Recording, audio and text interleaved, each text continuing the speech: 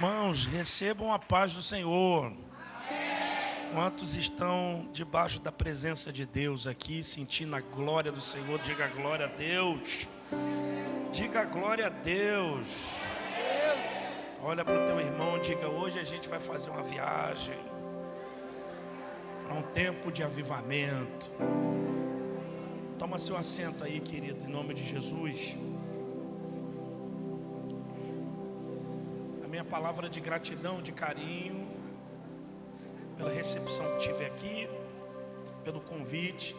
Muito obrigado a toda a diretoria da igreja, na pessoa do vosso pastor, que franqueou a minha vinda aqui, a liderança dos jovens, a todo o corpo de obreiros, as famílias respectivas aqui representadas. Que Deus seja louvado por isso. E que eu possa nessa noite ser um instrumento de Deus para a sua vida e corresponder àquilo que Deus preparou para nós aqui nessa noite. É muito bom estar do lado da Pamela, né, que canta perto dos anjos. O tom que ela canta fica quase perto dos anjos lá, a gente não consegue alcançar. A gente faz um congregacional, mas a gente não consegue ir na tonalidade que ela vai. Então a gente fica admirando ali, pedindo a Deus para nos dar força, para a gente continuar cantando com ela. Aos músicos também, né? Todo gordinho é gente boa, tá? Guitarrista, baterista é meio maluco, mas também todo baterista maluco é de Deus, né? A loucura de Deus é mais sábia do que a sabedoria dos homens, né? Deus abençoe a todos vocês, tá bom? Amém? Amém. Deu a paz do Senhor para eles ali, tia? Deu? Tá tudo bem? Isso aí. Ô gente, eu quero iniciar a minha pregação aqui com vocês, traçando com vocês um pensamento. E esse pensamento ele foi oriundo de uma mensagem que eu vi na internet de um gordinho. Todo gordinho é gente boa. Você já percebeu que o gordinho, quando emagrece, ele fica sem graça. Então, né, fica chato, Então Deus está falando para os gordinhos: por favor, não emagreça, que vocês vão ficar chatos. Olha o outro ali assanhado. Glória a Deus, né? A gente só tem que falar com a C&A, com a Renner, para vender roupa para a gente. A gente só tem até o GG, mas enfim. E eu estava vendo, pastor, eu estava vendo uma ministração de um camarada, eu não sei o nome dele, né? Tem até mais um ali do clube. Essa ministração me chamou muita atenção. Quem me ouve, diga amém. Eu preciso que você me dê a sua atenção agora, que senão você não vai entender a mensagem. Essa ministração me chamou a atenção porque esse rapaz estava ministrando, me parece, para líderes. Ele disse algo que a maioria dos que estão aqui já pensaram, mas nós não tínhamos como falar isso. Na verdade, não tínhamos palavras e argumentos. Então esse cara pegou todos os argumentos possíveis e fez uma síntese daquilo que nós estamos pensando, mas não sabemos falar, e daquilo que nós estamos vivendo exatamente agora na igreja brasileira. Ele disse que nasceu num lar evangélico, e esse lar evangélico, segundo ele, era de uma família pentecostal. E todo mundo tem um pezinho no Pentecoste. Até quem é tradicional nasceu no Pentecoste, porque toda a igreja nasceu a partir do Pentecoste. Amém ou não? Então, segundo o pastor César Cavalcante, até a cruz todos nós pensamos a mesma coisa. Depois da cruz nós divergimos nas nossas opiniões. Mas ele disse uma coisa seguinte, que ele nasceu nesse lar evangélico pentecostal, e ele começou a ir para a igreja com a sua mãe, com seu pai, e ele foi testemunho dos milagres que Deus operava. E ele disse que ele não tinha mais do que 40 anos de idade.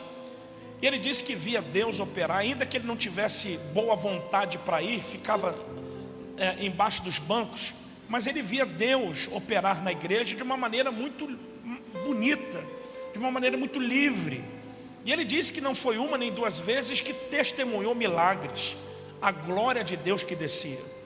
E ele disse que o problema é que nasceu uma outra geração após essa geração que testemunhou os milagres. E essa geração teve uma brilhante ideia. Essa geração teve a ideia de estruturar a igreja. Porque não sei se você sabe, A igreja não nasceu com essa boa estrutura que vocês têm aqui. Eu sou da época que a igreja tinha um ventilador teco-teco para 47 pessoas no departamento. Então a gente ficava disputando espaço para ver quem é que sentava perto do ventilador. Os bancos hoje aí de vocês são de plástico, mas eu entendo que a igreja está em expansão. Daqui a pouco o pastor vai botar um banco aí confortável. Só ela deu glória a Deus. Está todo mundo incrédulo. Vai botar uma boa poltrona com o teu nome escrito aí, o nome da tua família, diga amém, né? Mas eu sou da época do banco de madeira. E o banco de madeira também o banco de madeira, quando a gente saía de 2 horas depois de culto, a gente não sabia se o anjo tinha amputado a perna da gente ou se a gente estava vivendo uma cãibra, porque a perna ficava no banco. Então a gente saía tudo mancando, porque na verdade era extremamente desconfortável. Então veio a geração do ar-condicionado, veio a geração do microfone. Esse microfone aqui era um sonho para a gente pregar. Esse aqui era um sonho, porque a maioria dos microfones que a gente pregava era um microfone que parecia que tinha um prego aqui, que a gente balançava, o bicho ficava balançando. E a caixinha era uma caixa de som que você falava Jesus, você ouvia Genésio, Jesus, Genésio. Então, era um problema, tudo isso era um problema. Mas aquela geração tinha Deus, e a glória de Deus descia de uma maneira violenta. Vocês concordam com isso? Violenta. A boa ideia é que agora veio a geração da estrutura. E essa geração da estrutura trouxe benefícios para a igreja? Lógico. Ninguém quer viver o tempo do ronca, o tempo do passado, de banco de madeira, com ventiladorzinho, teco-teco, para dividir com 47 pessoas. Na verdade, a estrutura nos deu um bom benefício de cultuar a Deus com mais conforto. Porque tudo que se faz no templo não é para o espírito, é para você que é templo. Então isso aqui é o templo que comporta o templo, que é a habitação de Deus. Porque Deus não habita na madeira, na pedra, Deus habita em você. Então essa estrutura aqui é para conforto de quem vem adorar a Deus, porque é templo do Espírito Santo. Então é bacana isso. Aí alguém disse lá por meados da década, eu não vou falar, que todo pastor tinha que ser um bom administrador de igreja. Então os pastores foram fazer curso de administração. E outra parte, outros disseram que o pastor tinha que ser psicólogo para entender a mente humana. Então a maioria dos pastores foram fazer curso de psicologia. Eu não estou falando nada contra isso, isso é bom. Só que o problema é que nasceu uma geração dentro dessa geração que não viu a glória, mas viu a estrutura, que não participou do banco de madeira que Deus batizava com o Espírito Santo, mas participou do microfone sem fio, e que a igreja se transformou em show, em espetáculo. E essa geração é a geração que gerou uma outra geração, que ficou um pouco mais distante da geração do banco de madeira, que é uma geração agora que você e eu estamos participando dela, que é a chamada geração Z, que é a geração que talvez tenha entrado na igreja sem nunca ter visto um milagre. Uma geração que considera batismo com o Espírito Santo milagre, não promessa.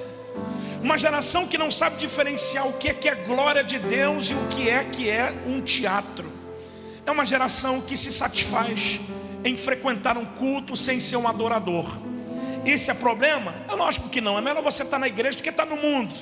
Mas o problema é que não vale a pena estar nesse ambiente sem que a glória do Deus desse ambiente repouse sobre nós.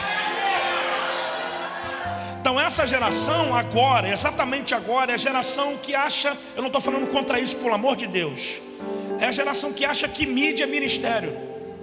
É a geração que não quer ser obreiro, mas quer tirar uma foto. E acredite, para você tirar uma foto, você precisa ter chamado. Isso é talento. Amém ou não? Isso é talento. Você precisa ter o Espírito Santo para tirar uma foto. Você precisa ter o Espírito Santo para filmar. Você precisa ter o Espírito Santo para estar lá em cima na mídia. Você precisa ter o Espírito Santo para ser um obreiro, para que você ministre, para que você esteja diante da igreja. Você precisa ter o Espírito Santo para te capacitar para coisas que você naturalmente não poderia fazer, mas Ele te capacita para isso. Amém ou não? Então nós estamos vivendo a geração Z que talvez, se nós não mudarmos o nosso comportamento, a gente vai deixar o que de herança para essas crianças. E acredite, vocês estão me ouvindo, né? Eu fui pregar no estado do... Não vou falar porque senão... Deixa para lá, senão dá problema. Tudo dá problema na internet agora. Eu fui pregar para um congresso de líderes. nós tínhamos mais de 5.000 pessoas no ginásio.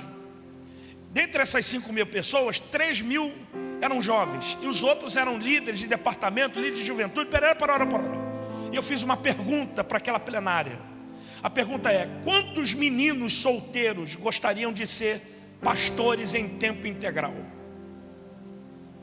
Daquela plenária de um universo de 3.000 jovens, se 30 se levantaram, foram muitos. Aí a pergunta piora: quantas meninas solteiras que estão aqui que gostariam de se casar com meninos que querem ser pastores em tempo integral? Ninguém. Sabe o que significa isso? A geração que nasceu dentro da estrutura está tentando matar o espírito que faz com que a igreja cresça. E se você e eu não nos levantarmos agora e entendermos que avivamento não é frequentar culto e ficar emocionado, avivamento é se render à vontade de Deus.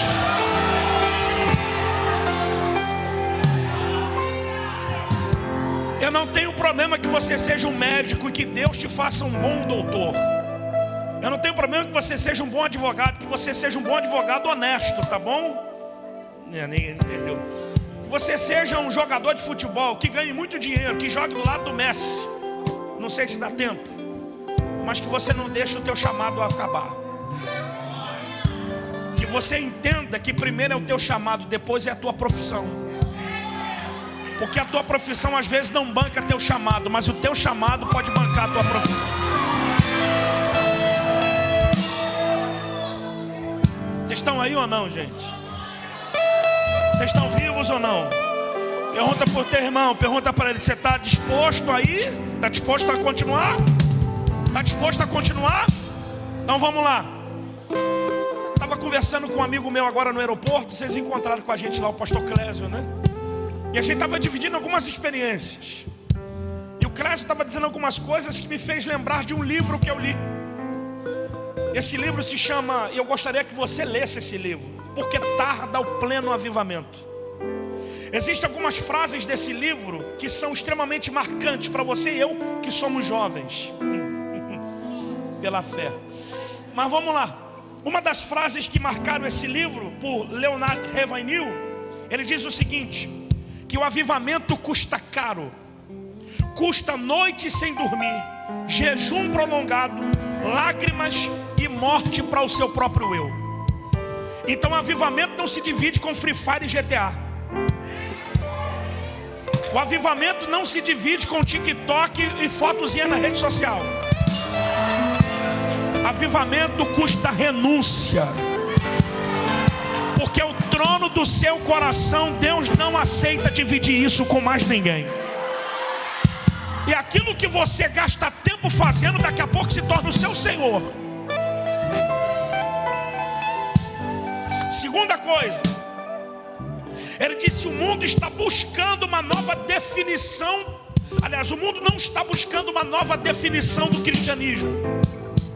Ele está esperando uma nova demonstração dele. Então acredite, quando a gente fala de avivamento, a gente vê uns pregadores meio que emocionados, dizendo: o avivamento vai ser do Brasil, vai sair do Brasil. Desculpa, olha para a África. Porque enquanto aqui você está preocupado com o horário de acabar o culto, lá eles estão dizendo: Deus, manda mais. Enquanto você fica com raiva de um pregador que prega 40, 1 hora, e quando prega 1 hora você já quase fica endemoniado. Se o pregador lá não pregar 3 horas, para ele não vale mais. Porque aqui quem manda não é Freud, aqui quem manda é o Espírito Santo. Porque se a psicologia diz que ninguém consegue ficar parado ouvindo mais de 40 minutos uma mensagem, aqui nós não estamos usando nenhuma técnica de psicologia. Aqui quem manda é o Espírito Santo. Agora cuidado para o espírito de Eutico não te pegar.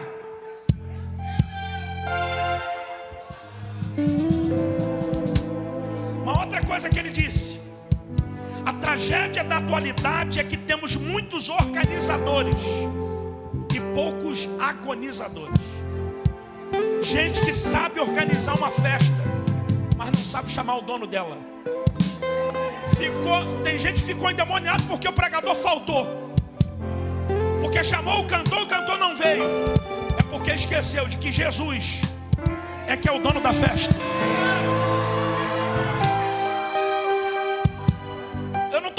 só estou dando uma... Daqui a pouco eu vou entrar no texto. Mas eu me lembro de um texto, vocês estão me ouvindo, né? Eu me lembro de um texto de Mateus capítulo 25. Não cai meu retorno, barbudinho, o magrinho. Não deixa meu retorno cair aqui não. Deixa, na moral. Você é flamenguista? Tá com cara de vascaíno.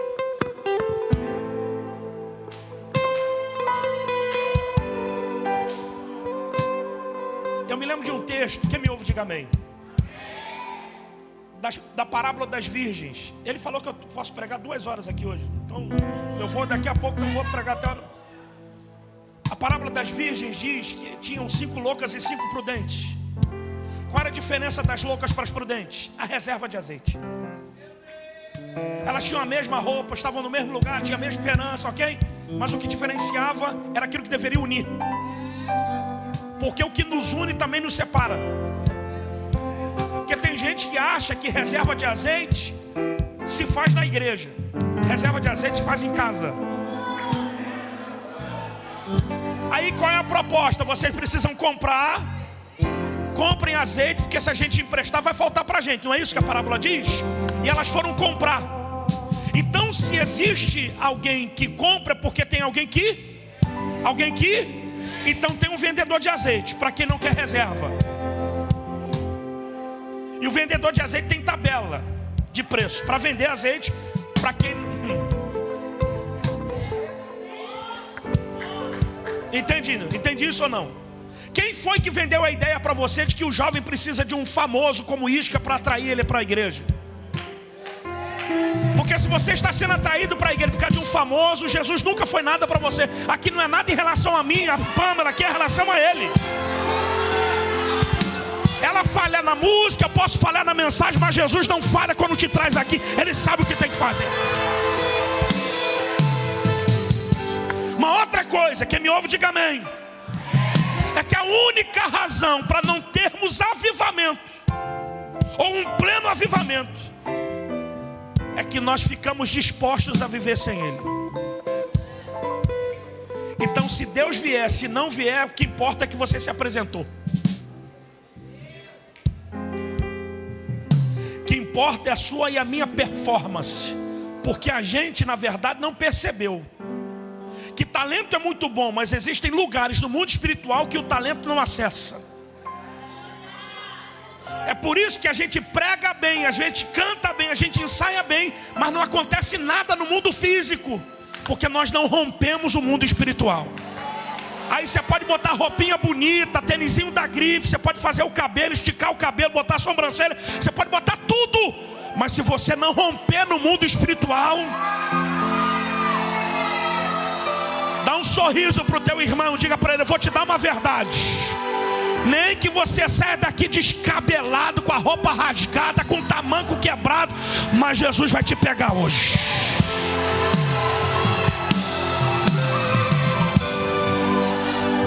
Você vai descobrir que não é nada acerca da tua aparência, não é nada acerca da marca do teu perfume, que se lasca a marca do teu perfume. Vai catar coquinheira de Patmos com a marca do teu tênis. Não é nada sobre você, é tudo sobre Ele.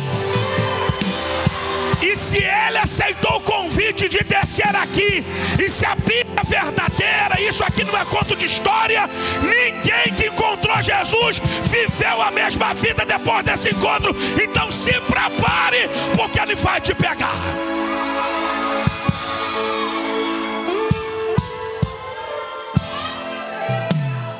Aí o que a gente faz? A gente cantou aqui que a gente faz tudo por Ele. A gente canta dizendo que a gente está gastando a nossa vida por Ele.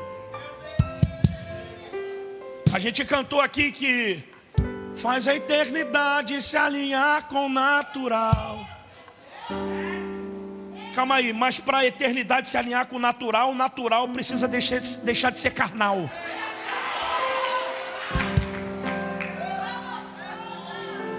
Para que haja um alinhamento, você precisa deixar de ser carnal. Vocês estão aí ou não? Porque isso é o desejo de Jesus. Vocês concordam ou não? Quando Jesus ensinou a gente a orar, Ele disse: seja feita a tua vontade, assim na terra como no. Então Jesus quer que haja um alinhamento, mas não mistura a carne com o espírito.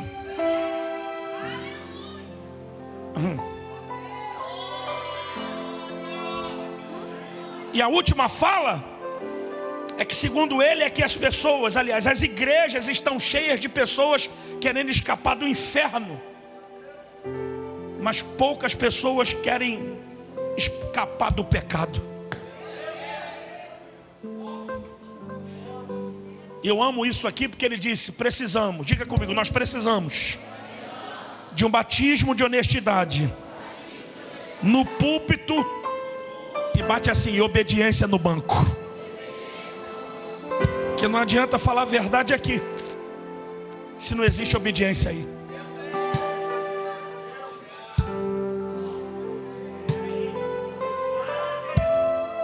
Falaram para pregar 2 horas, não estou nem aí. Não, vou entregar, não tem problema não. Filho. Atos capítulo 2.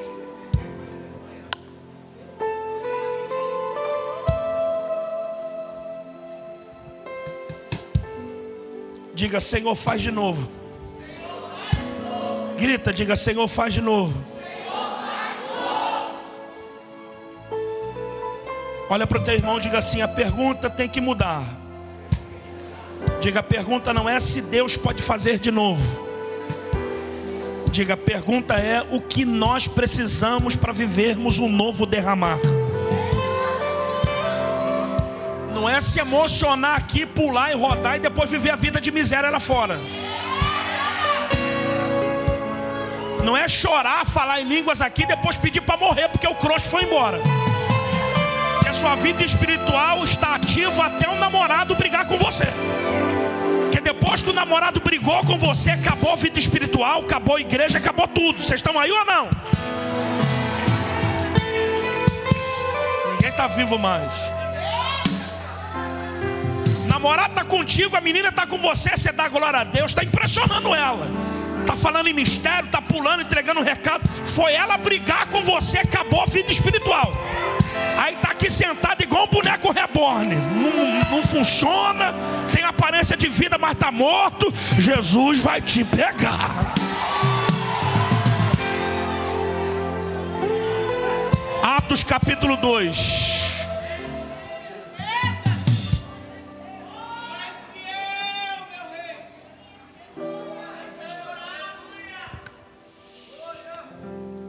E quando no dia de Pentecostes, e quando o dia de Pentecostes chegou completamente, eu vou ler aqui com vocês. A minha tradução é King James.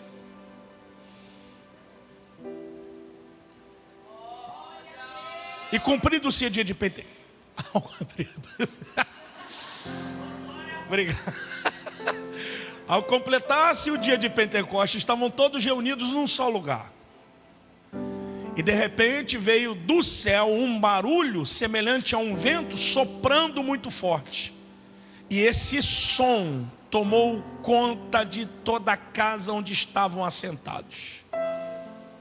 Então viram distribuídas entre eles línguas de fogo. E pousou uma sobre cada um deles. 4. E todas as pessoas ali reunidas ficaram cheias do Espírito Santo.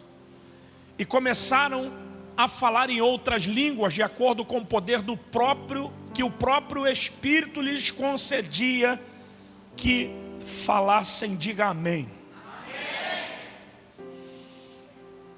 Eu não vou fazer nenhuma exegese desse texto, que vocês estão cansados de ouvir Atos capítulo 2. Então vou fazer algumas aplicações, me utilizando do contexto, para você compreender o que precisamos para que haja esse novo derramar na vida da gente. Primeira coisa, vocês sabem que o Pentecostes aconteceu no 50º dia depois da Páscoa. Só que no 40º dia depois da Páscoa, os discípulos receberam orientação de Jesus para que eles não se ausentassem de Jerusalém, que esperassem em Jerusalém a promessa que se cumpriria do derramamento do Espírito Santo.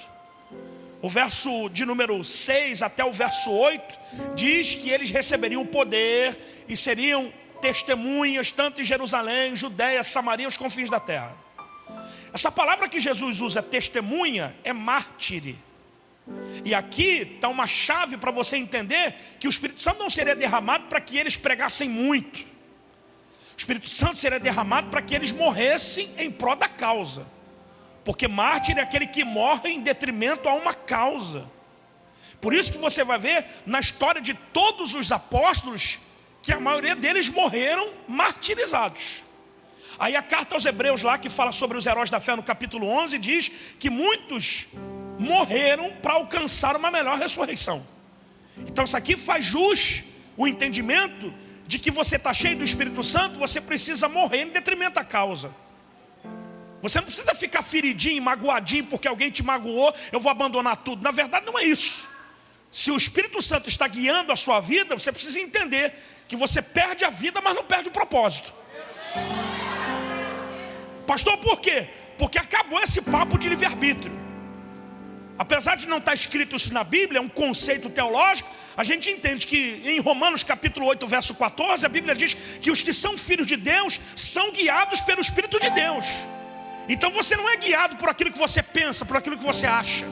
Eu acho interessante que o Espírito Santo é o Espírito para nos usar, mas não nos convence. Ele não convence que a tua decisão é errada, que você está xingando muito, que você está irritado demais, você está quebrando alianças, estão aí. Eu não entendo isso. Eu não entendo esse nível de espiritualidade que a nossa geração tem. Uma outra coisa é que desse 40º dia até o 50º dia, eles ficaram orando. Diga comigo, orando. E isso aqui é um princípio de que o avivamento é a partir do momento do esvaziamento. Por quê? Se não me engano foi Martim Lutero que disse que avivamento não é quanto se tem de Deus, mas é quanto se Deus tem de você. Vocês estão aí ou não? Não é quanto você carrega de Deus, mas é quanto Deus carrega de você.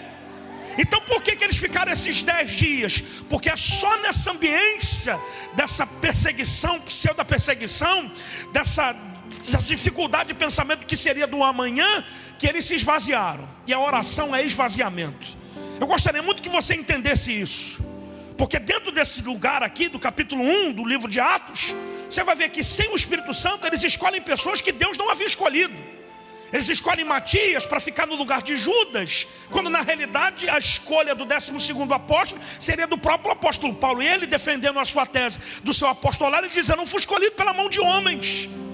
Então na verdade, quando você não ora, quando não busca intimidade, você tem a tendência de colocar na sua vida quem Deus não escolhe.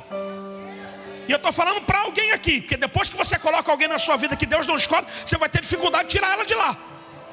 A sua carência emocional não pode fazer você perder nas suas escolhas. Vocês estão vivos ou não? Sua carência emocional não pode fazer com que você coloque na sua vida as pessoas erradas. Porque foi por carência emocional que Sansão perdeu o cabelo. Por quê? Porque escolheu o que ele não deveria. Eu sei que dá vontade de beijar na boca, de abraçar, de casar e não ficar para titia. Mas escolher errado é tão perigoso quanto ficar sozinho. Então é melhor você ficar sozinho do que mal acompanhado. Dá um sorriso para alguém e diga para ele: não estou na prova não. Diga: nenhum solteiro está na prova. Diga: na prova está quem casou errado, não pode separar. Eu estou esperando no Senhor. Porque ser cheio de Deus também é esperar. Vocês estão aí ou não? Ser cheio de Deus é esperar. Só que eles aqui colocaram Matias. E acredite, qual foi o livro que Matias escreveu? Qual foi a influência apostólica que Matias exerceu? Ninguém conhece Matias. E talvez vocês nem saibam disso aqui.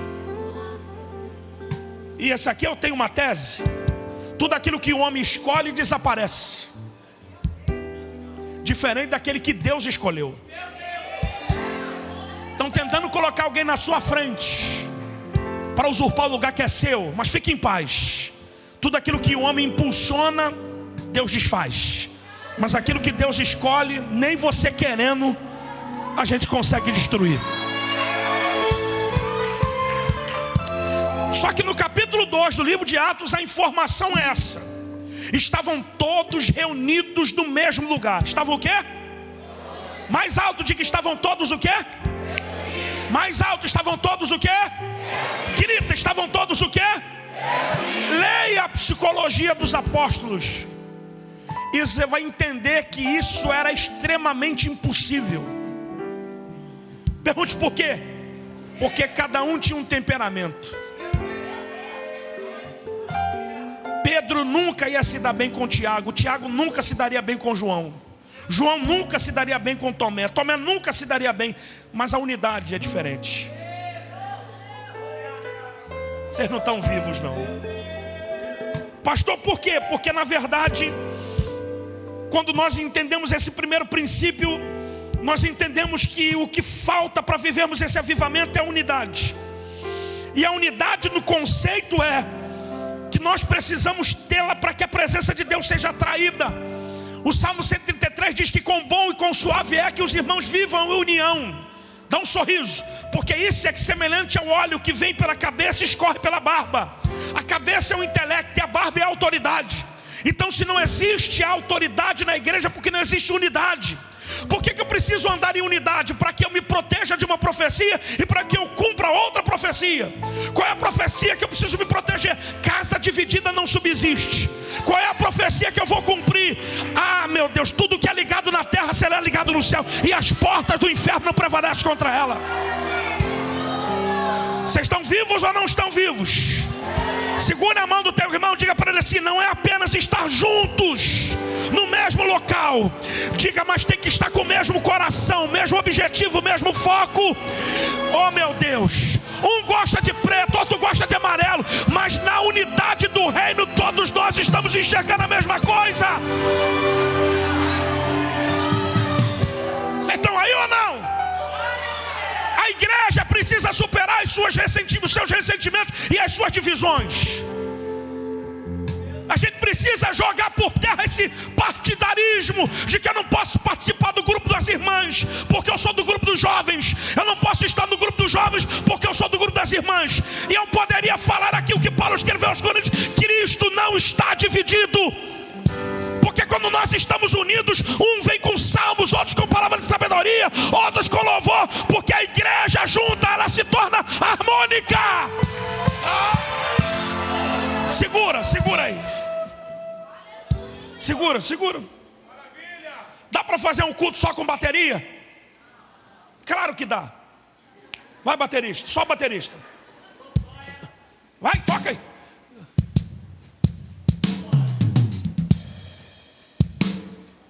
Dá para cantar uma música disso aí? Estou tentando imaginar uma música. E ele está tocando Guns N' Roses, deixa eu estou brincando. Segura aí, baterista. Toca alguma coisa aí no baixo. Dá para fazer um culto só de baixo? Toca uma música, baixista. Quero ir mais fundo, leva-me. Pronto. Dá para fazer? Tá vendo como é que tu é só da estrutura? A gente fazia culto com triângulo e com bandeiro. Baixo era luxo. Segura aí, gordinho da guitarra. Toca um negocinho aí, gordinho da guitarra.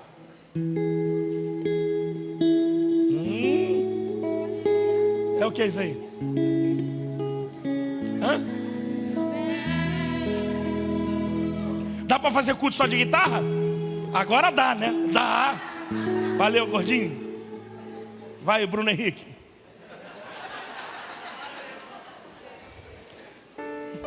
Tá vendo como é que é bacana? Olha o som do... Dá para fazer culto só de teclado? Se tu falar que não, vou tacar o microfone. Por quê? Eles separados são extremamente importantes. Mas olha eles juntos. 1, 2, 3.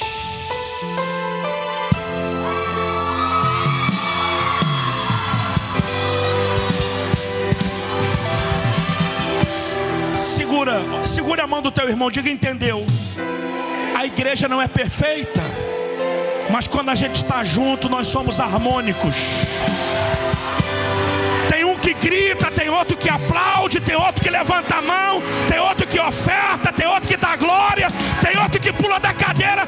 Alguém veio nesse culto aqui, não faz o barulho que Jesus gosta de ouvir.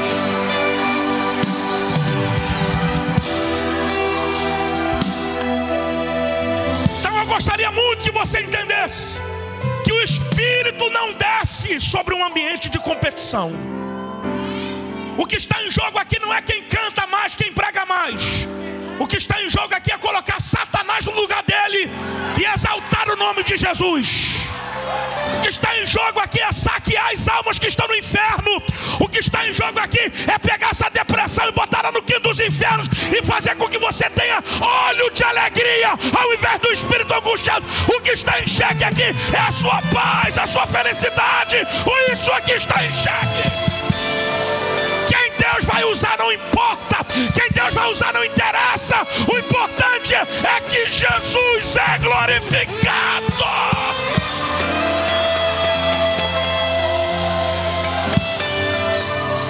Agora segura aí. Então para com essa palhaçadinha de querer deixar a igreja porque alguém passou por você e não te deu a paz do Senhor.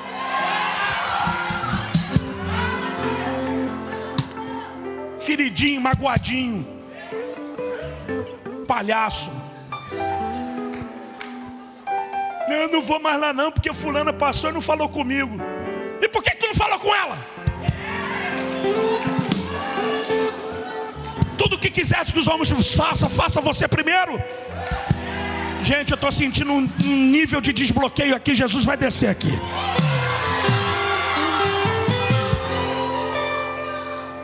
Deus não derrama a sua glória em corações divididos. E se eu fosse você, ajustava o que você tem para ajustar.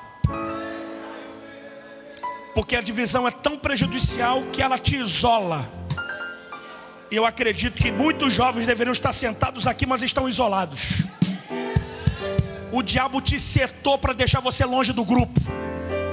Pastor, mas eu estou aqui porque eu sou o cara. Não, você não é o cara. Você não percebeu que o diabo te setou para te isolar. E tudo que ele isola, ele mata mais rápido. Mas quando nós estamos unidos, quem está de pé cuide para que não caia. Mas um ao outro ajudou. E o seu irmão disse: esforça-te. Vocês estão aí ou não? Bate na mão de alguém e diga: não fique longe de mim. Diga: porque senão eu vou atrás de você. Eu vou correr atrás de você. Diga: eu não vou perder você para o diabo, para o mundo. Eu não vou perder você. Eu não vou perder você nem para você mesmo. Eu vou atrás de vocês. Estão vivos, né? Mas eu entendo também porque que esse nível de avivamento não chega. Porque as salas de oração estão vazias. E os cultos de espetáculos estão cheios. Vocês não estão aí, gente? Eles estão reunidos no mesmo lugar para fazer o quê? Comer um franguinho, tomar um açaí, jogar conversa fora, ver o jogo do Vascaíno. Não, eles estão lá reunidos em oração. E oração não é o que você fala de alguém, é o que você fala de você. Oração não é você falar: toma meu pastor, toma o fulano. Oração é: Senhor, mata meu eu, mata minha vontade, mata meus desejos. Oração é você apontar o dedo para a tua ferida e falar: Jesus, me sara, me cura, me restaura. Vocês estão aí porque não existe outra pessoa aqui que te conhece melhor do que você mesmo. Oração é isso. Quando Jesus nos ensinou a orar, me ouve e diga amém. Ele disse que existem duas orações que você não pode fazer. Primeiro, não ore como os hipócritas que gostam de ser vistos na praça. Jesus está dizendo para você: cuidado com essas orações que você faz na live. Entra na live que eu vou orar por você agora. Para de ser hipócrita. Oração não é o que alguém faz, vê que você está fazendo. Oração é aquilo que Deus vê o que você faz. Segundo tipo de oração: não ore como gentios que acham que pelo muito falar serão ouvidos. Eu não estou dizendo que você não possa orar 2 horas, 3 horas, 4 horas, 5 horas, 1000 horas. Eu estou dizendo que dificilmente você consegue orar 4 horas falando de você. Então a gente começa orando e depois termina intercedendo. Então oração é diferente de intercessão. Mas aí o problema está no texto. Isso é Mateus capítulo 6, verso 9. Ele diz: não usem de vãs repetições ou de palavras repetidas, porque o vosso Pai conhece a necessidade de vocês sem que antes vocês falem. Sabe o que ele está dizendo? Qual é o verbo que você possa conjugar que Deus fale para os anjos? O que ele disse para mim hoje foi muito bonito. Eu vou fazer uma música com isso que ele falou. Deus não se impressiona com palavras bonitas e sentidos vazios, porque não existe nada que você fale para Deus que Ele não saiba. Agora, um coração quebrantado e um espírito contrito, disso Deus não rejeita. Então a melhor oração que você pode fazer não é aquela que você usa palavras, é aquela que você usa lágrimas. A Elane de Jesus antigamente tinha uma música que dizia: cada lágrima para Deus é uma frase que só Deus tem poder de interpretar. Então quando você não tiver palavra, usa seus olhos, usa suas lágrimas, mas entenda que Deus está entendendo tudo isso que você está falando. Até porque ninguém sabe orar como convém, mas o Espírito, porque a oração é espiritual, gente. Vocês estão aí ou não? A oração é espiritual, mas o Espírito intercede por vocês com gemidos inexprimíveis. Então ore. Alguém está orando aqui? Alguém está orando? O avivamento não nasce quando a gente vem para a igreja. O avivamento nasce no quarto da gente. 10 dias orando, esperando e clamando, até que ele veio de repente. Se o nosso quarto só é o nosso dormitório, não é o nosso altar. E acredite, acabaram com os altares da igreja. Isso aqui não é mais altar, é plataforma. E se isso é uma plataforma, não tem fogo. Se não tem fogo, não tem sacrifício. Se não tem sacrifício, não tem resposta. Se não tem resposta, não tem ministério, não tem chamada. Vocês não estão vivos mais.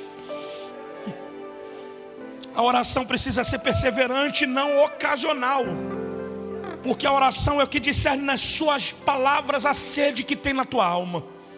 Você tem que dizer para Deus que você está sedento.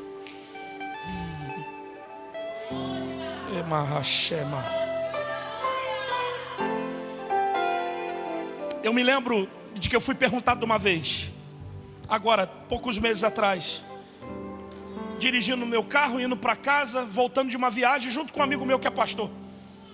E ele perguntou para mim assim: pastor, nós temos 2 amigos. Um é um pregador muito famoso e o outro é um pastor que anda no nosso meio, que perderam filhos. Os 2 filhos morreram de câncer. Um com 19 anos, o outro tinha um pouco mais de 30. Mas eles não se recuperaram até agora. O pastor, que não é tão conhecido, intentou contra a sua própria vida. A esposa desviou. E agora que retornou novamente. Deus respeita isso? Lógico. Porque só você e Deus conhecem o nível da dor que você carrega. Então Deus respeita seu devaneio, seu luto, sua... Desculpa, Deus respeita até os problemas e aquilo que você fala no seu devaneio e na sua loucura. E ele me perguntou: qual foi o teu segredo? Como é que você conseguiu se manter de pé? E eu fiquei uns 5, 6 minutos pensando na pergunta e fiquei dirigindo. E eu me lembrei e disse para ele: é porque na verdade antes de dar entrevista ou sofrer o luto, eu fui para o meu quarto. Eu tenho certeza de que eu estou vivo aqui porque eu tive um quarto. Que eu puxei a minha cadeira, peguei a escrivaninha, peguei a cadeira da escrivaninha, sentei na cabeceira da cama e pedi para sentar lá.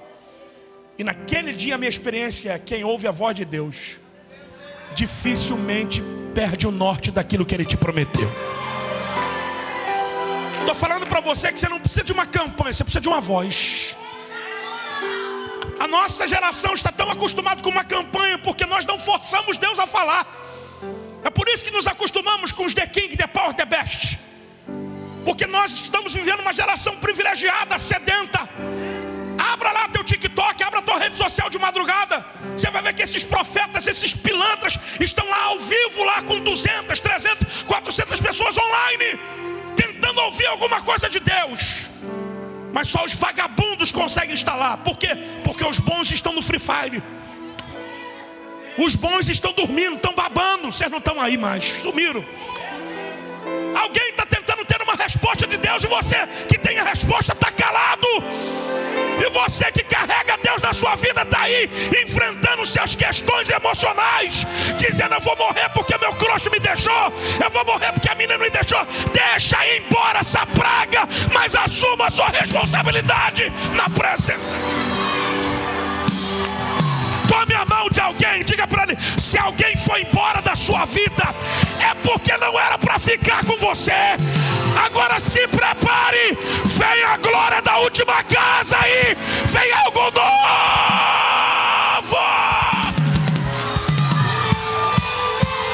Aí fica você sofrendo por um negócio que não te pertence. Fica você querendo se matar por algo que não é teu, porque quem te feriu, te machucou, está vivendo como se nada tivesse acontecido, e você quase endemoniada, quase oprimida, querendo tomar remédio para morrer. Mas nessa noite, o grito de glória a Deus da igreja vai te libertar.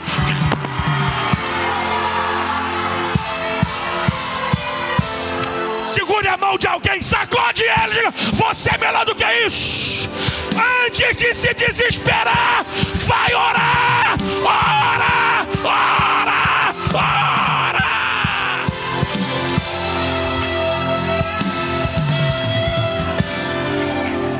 A oração é mais do que uma exigência, gente.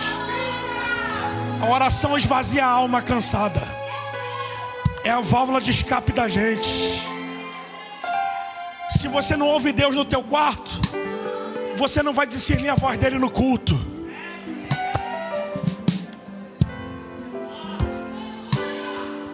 As pessoas deram aleluia. Se não ouve Deus no quarto, você não discerne Deus no culto. Diga comigo: eles estavam sedentos. Eu acho maluco isso aqui, doido. Porque na verdade eles estão enfrentando o terror da morte. Eles sabem que Jesus foi morto. Eles estão correndo perigo de vida também. Mas na verdade, o desejo da unção foi muito maior do que o medo da morte. Porque a unção é correr perigo. Você acha que se Deus descer aqui e te der uma unção, tu vai ser o herói da tua família? Você vai ser o vilão. Porque Davi, depois que foi ungido, foi vilão.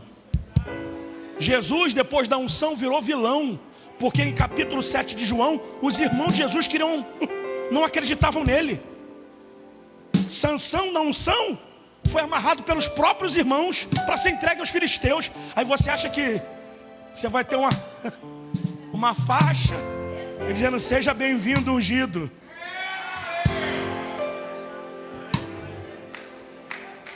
Pode se preparar para sair do grupinho de WhatsApp da família. Não vai mais na festinha de aniversário da priminha lá, que você não vai mais. Segura a mão do teu irmão, diga: porque ele sabe que você carrega alguma coisa diferente.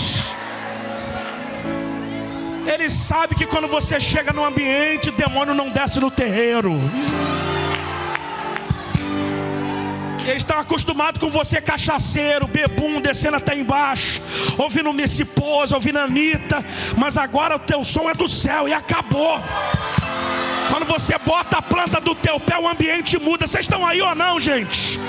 Demônio não vem, opressão não chega, e a palavra de Deus é viva na tua boca. Então o que é que você quer? Você quer aplausos ou quer unção? Vou repetir: você quer aplausos ou quer unção? Você quer uma faixa? A gente manda botar tua foto aqui agora. Tira a minha foto e bota a foto dele aqui. Agora, se quiser azeite, tu não vai ter aplauso, mas você vai ter poder, autoridade, graça. Você...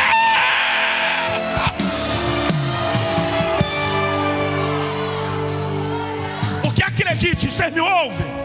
Experiência própria. Hoje eles te rejeitam para amanhã eles te aceitarem.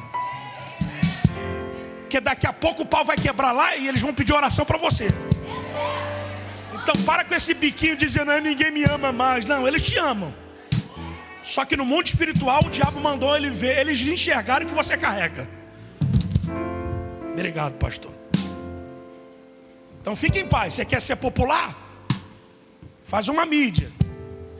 Vai lá, seja o rei da popularidade. Quando estiver lá do lado deles, ouve o funk, dança lá. Aí depois vem para o culto de domingo oprimido. Mas se quiser alguma coisa diferente, seja diferente.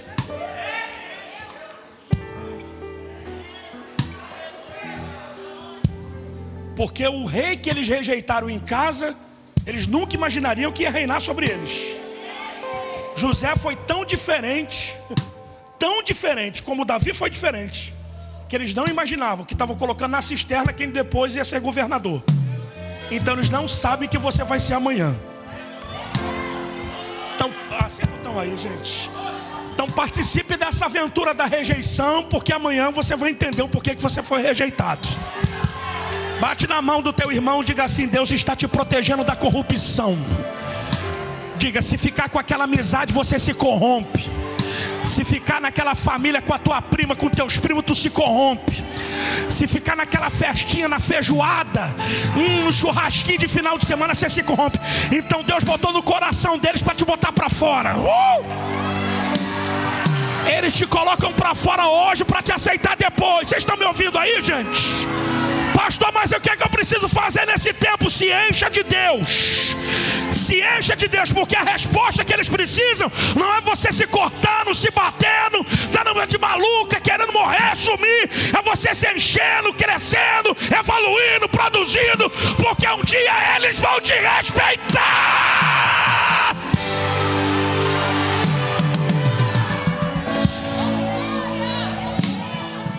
Aí fica você com essa cara de deprimido.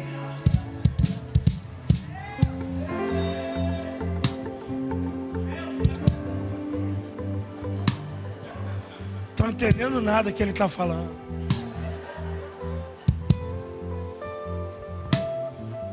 (42, 42, verso 1 de Salmo. Assim como a corça suspira por águas, assim a minha alma tem sede de ti. Quebrantamento é abrir espaço para Deus, porque o maior inimigo do avivamento é a indiferença. É você se sentir bem num ambiente que você deveria se sentir em crise. Eu falo com propriedade. Eu todo final de semana estou num congresso de jovens. Eu não sei nem mais para pregar para a igreja. E a minha dificuldade às vezes é de pregar uma mensagem para o meu público, porque o nosso público ficou fanático ao ponto de ouvir qualquer coisa. O anjo está aqui, pronto, você pula. Mas se pregar a Bíblia, você não sente nada.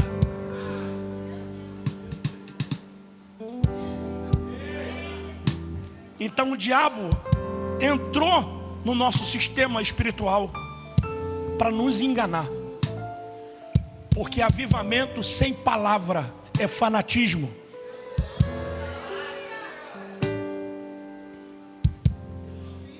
João vai dizer no capítulo 7, verso 38 ou 39, a palavra de Jesus é: quem crê em mim, como diz a Escritura, do seu interior fluirão rios de água viva. Então o avivamento, segundo João, está atrelado à Escritura. Quem crê em mim, como diz a Escritura, não é como diz o pregador, é como diz a Escritura. Então o avivamento vem a partir da Escritura. Você pode ter qualquer tipo de movimento de louvor, e os louvores worship agora entra aqui na alma da gente, a gente se emociona sem ouvir a letra. Não sabe nem o que está tocando, mas caramba, a batida veio aqui, negócio legal.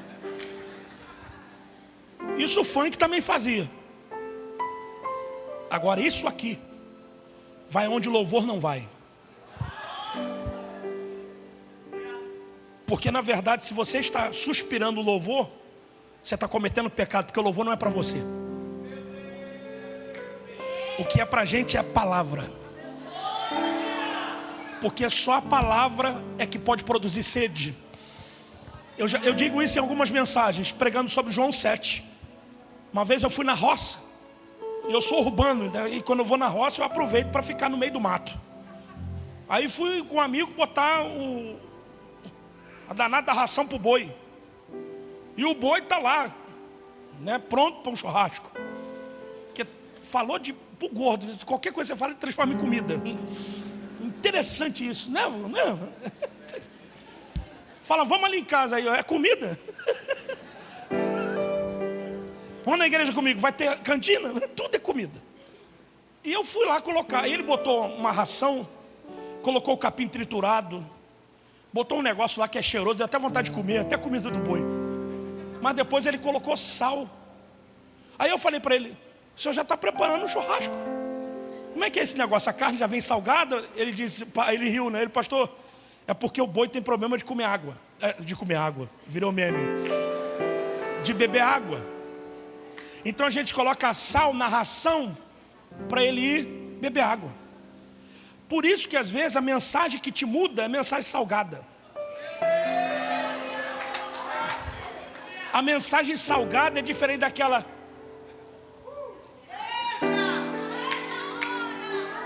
Lindos! Minha linda! Vai. O que muda a tua vida é assim diz o Senhor.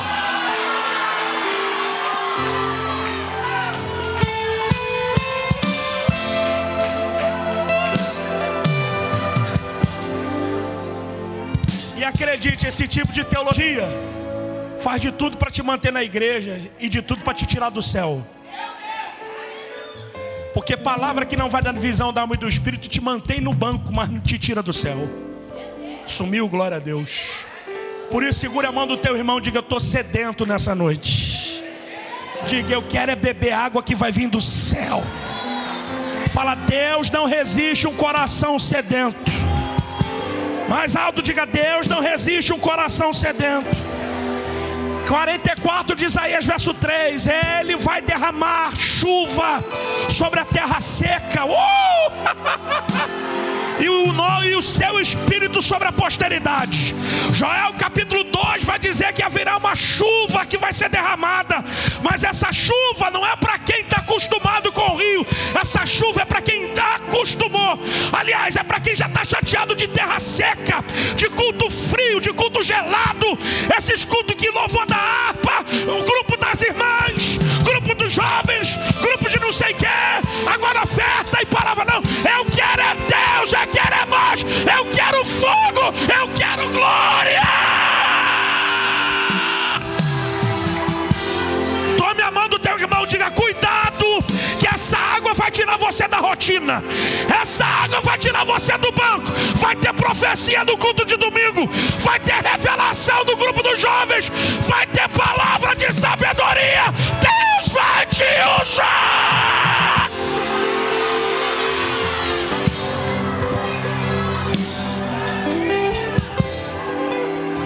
Deus está querendo alguém que mude esse sistema.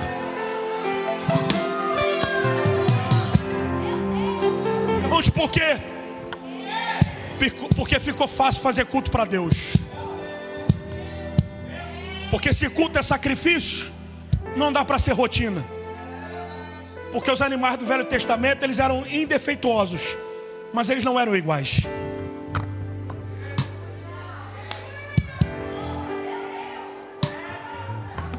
Vocês estão aí ou não? E eu profetizo que vai ter hora que vai vir jovem de casa, cheio de Deus. Vai ter culto que o pastor vai parar no final do culto dizendo, quem é que teve visão, revelação aqui? Dá glória a Deus aí, gente. Vai ter culto que você vai ter hora para começar, mas não vai ter hora para terminar. A gente vai se pendurar no ventilador. E outra coisa, fogo não queima fogo. Fogo não queima fogo. O que escandaliza a igreja é pecado. Agora vai ter gente passando do outro lado da rua, entendendo que aqui está incendiado, e vai entrar por ali para dentro. O que é isso que está acontecendo?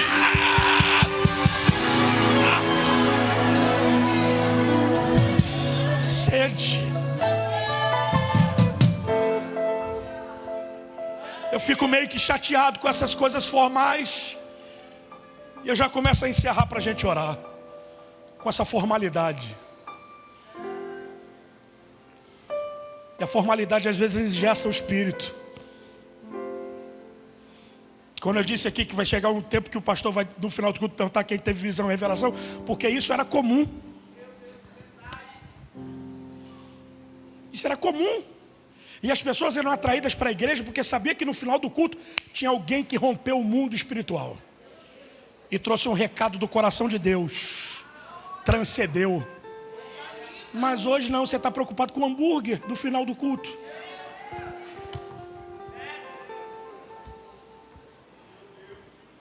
Aí fica com essas músicas melancólicas.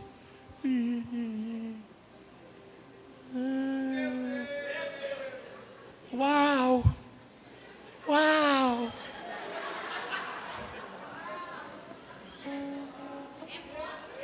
Não tem outro. Não há outro. E o Espírito doidinho para te dar uma agressividade. Uma glória selvagem.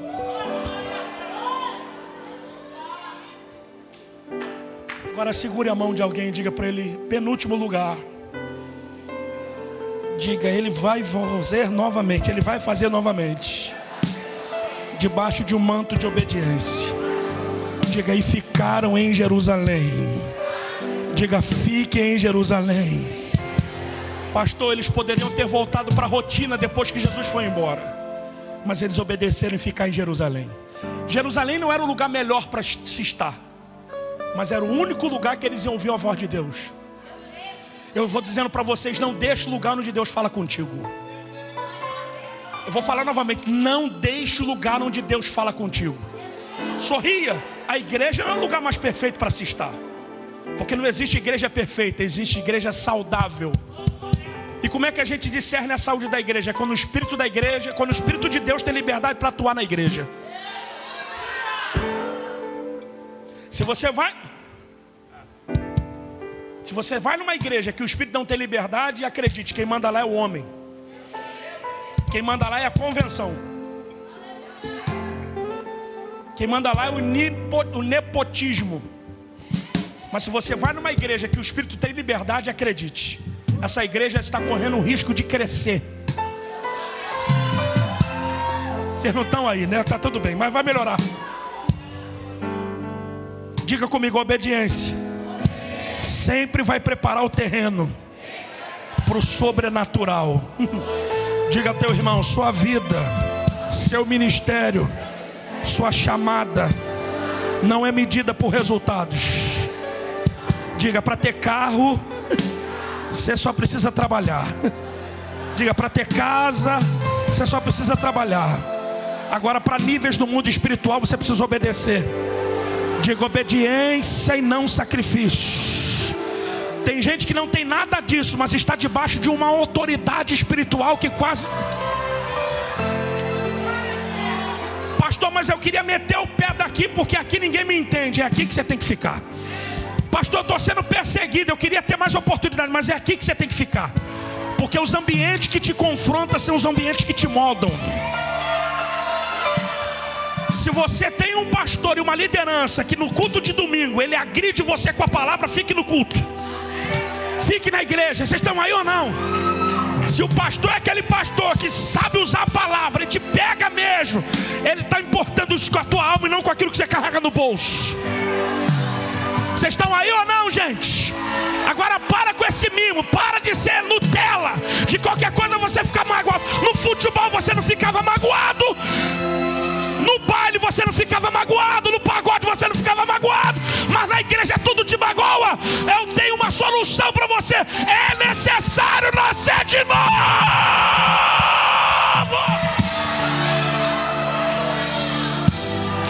Segure a mão do teu irmão. Diga, aqui não tem espaço para mágoa, ressentimento, feridinha. Diga, o Espírito já nos curou, Ele já nos tratou. Diga, nossos pés estão firmados na rocha, e a rocha inabalável é Jesus. Vem o vento, vem a tempestade, ninguém consegue te abalar.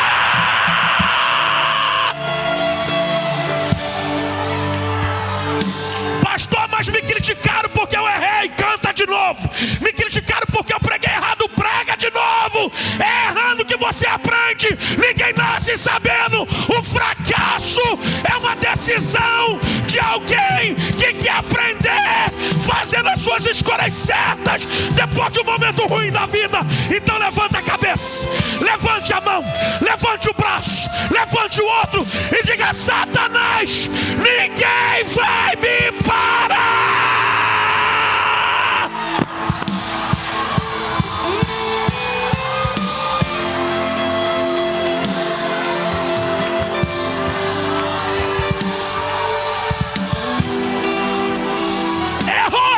De novo, canta de novo, prega de novo, evangeliza de novo, adora de novo, faz de novo, faz.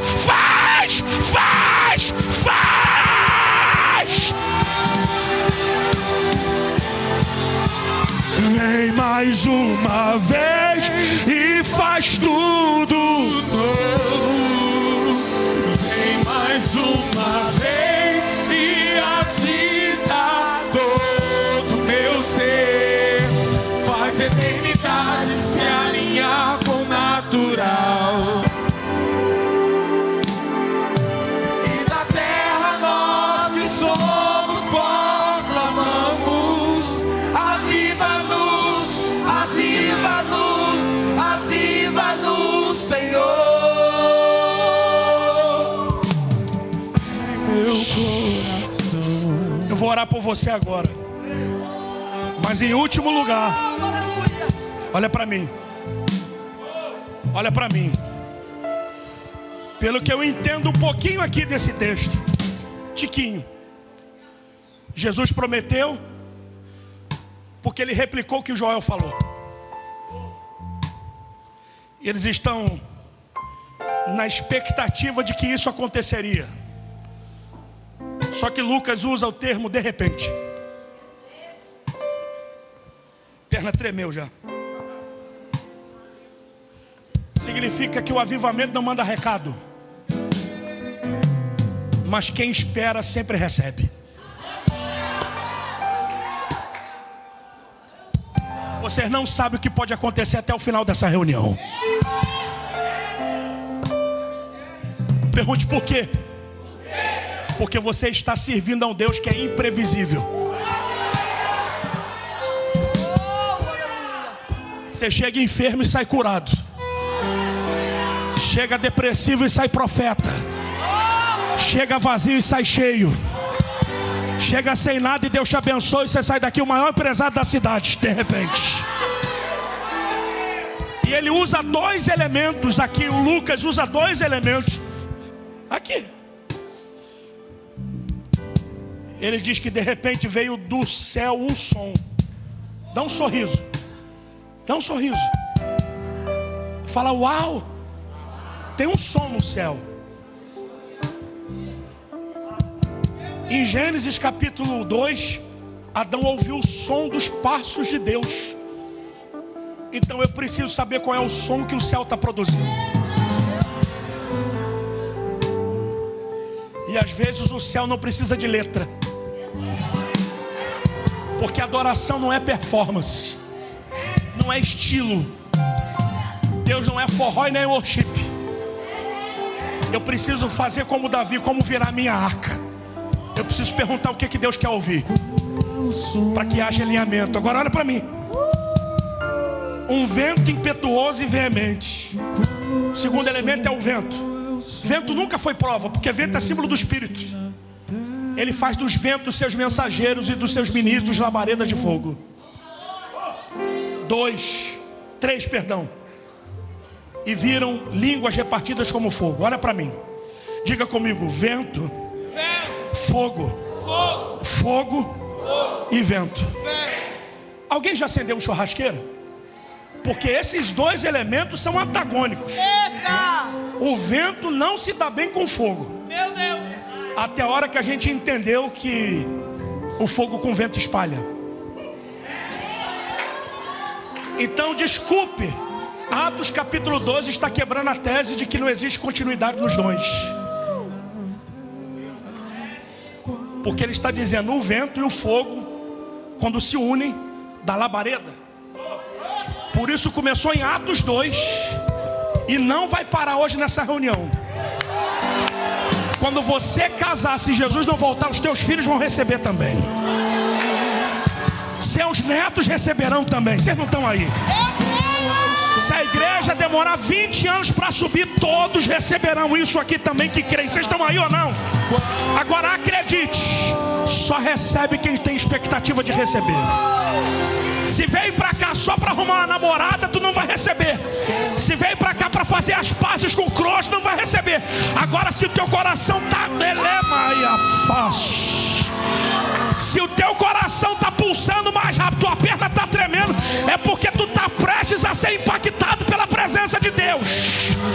E acredite, todos foram cheios. Diga, todos foram cheios. Mais alto, diga, todos foram cheios. Pastor, por quê? Porque segundo Crônicas capítulo 7 verso 1, quando a glória de Deus desceu, toda a casa foi cheia da presença dele. Quando Deus desce, não é um, não é dois, não é três, todos são cheios da presença dele. Então levante uma mão, levante a segunda.